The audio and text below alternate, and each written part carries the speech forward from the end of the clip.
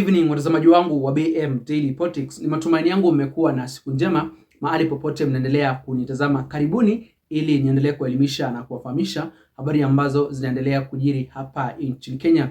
Na watazamaji, kuna breaking news ambazo tunazipata jioni ya leo kutoka kule Baringo County, Kabarnet, ambapo viongozi wa UDA akiwemo mbunge Oscar Sudi walikuwa wameenda katika ziara zao za kusaidia wananchi katika ziara zao za kisiasa pamoja na maendeleo. Lakini kuna tukio moja watazamaji wangu ambalo limeleta hali ya wasiwasi, tukio moja ambalo limewashangaza wananchi. Kabla ziendelee kufahamisha zaidi watazamaji wangu kuhusiana na yale ambayo yamemkumba Oscar Sudi kule Kabarnet, Baringo County, na kuomba ujiunge nami hapa BM Daily Politics kwa kusubscribe na pia uweze kulike, kushare na comment, ndipo ujumbe ama hizo habari zetu ziweze kuwa recommended kwa watazamaji wengi zaidi. Na mtazamaji, kuna hali ya wasiwasi ambayo imeshuhudiwa jioni ya leo kule Kabarnet, ambako mbunge Oscar Sudi pamoja na viongozi wengine walikumbana na itilafu katika ile ndege ambayo walipanda, ndege aina ya helikopta.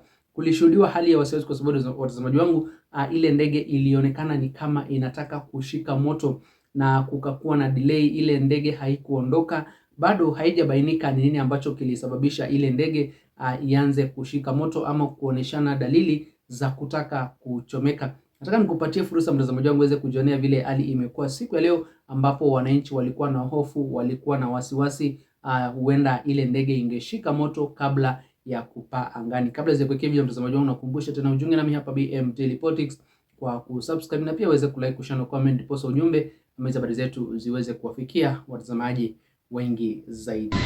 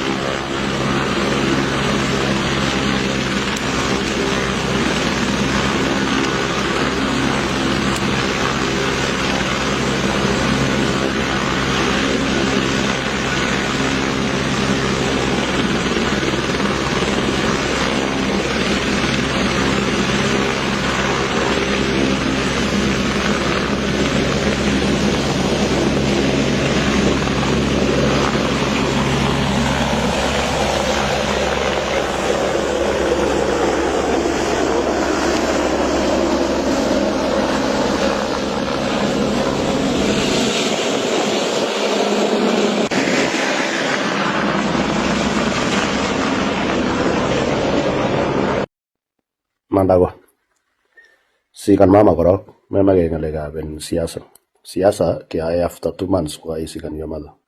Just give yourself time akimunan me amakie siasa ngalenjin makie siasa ngal cheu jato jo atina bae me matenga le endorsement mesa speak up soya, mesa speak up kisesa, mesa speak up wasingisho nebo muhimu ngesikan mama korok cha lagi bangani memake ni iwe sukul na mawa sukul ko bang nagsengalek mamingala, lakini this is not the time sikan mama atya ako tarabuto wakati ni kiakikochi koek kundochi bororiet, kundochi emet, tomo koendoseni chi before nomination. Achek tugul akot ane kebeni nomination, so ngesikan mama korok cha alak cho meimeke simetei ngalal sis ngoyam chu kou amut atoretin sis asinye kotar akot kesikani mama nyekepangan tuguk alak cheu chikibo Finland kearambe age neunoto nekararan ketestai, lakini ngesikan mama korok memake ng'alekab siasa. So ngiyengu ukiwogeneno kumashima dike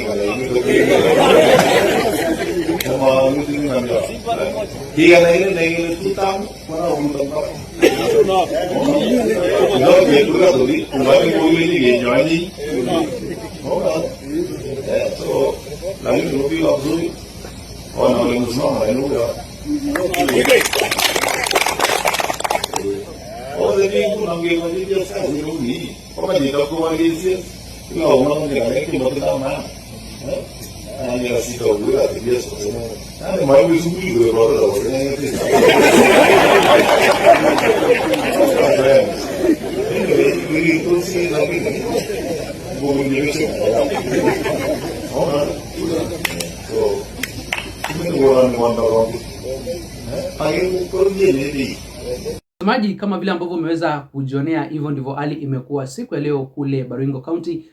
Ni hali ambayo ilikuwa sio ya kawaida, kwa sababu mara kwa mara, hasa mwaka uliopita, watazamaji wangu, tulishuhudia visa vingi vya ajali za ndege hapa nchini Kenya. Na kwa hivyo wakati ndege inaanza kuoneshana hizi dalili za kutaka kuanguka ama kuchomeka, ni jambo ambalo limekuwa likianza kuwashtua wananchi, wanaingiwa na hofu na viongozi wao ambao walikuwa wameipanda hiyo ndege siku ya leo.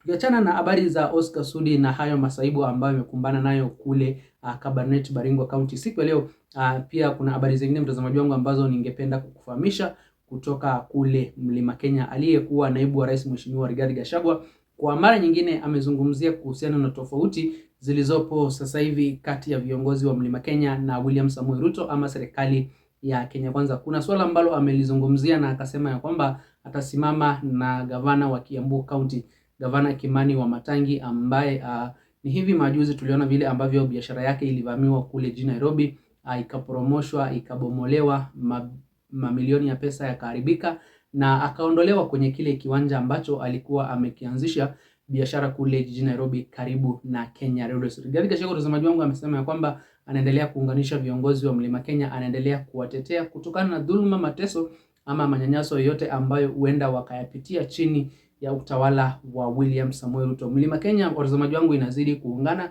na ni jambo ambalo linazidi kumpatia William Samoei Ruto wasiwasi, na tunapoelekea pale mwaka wa 2027 watazamaji wangu, itakuwa ni vigumu kwa William Samoei Ruto kuja kucompete na Rigathi Gachagua pale ground.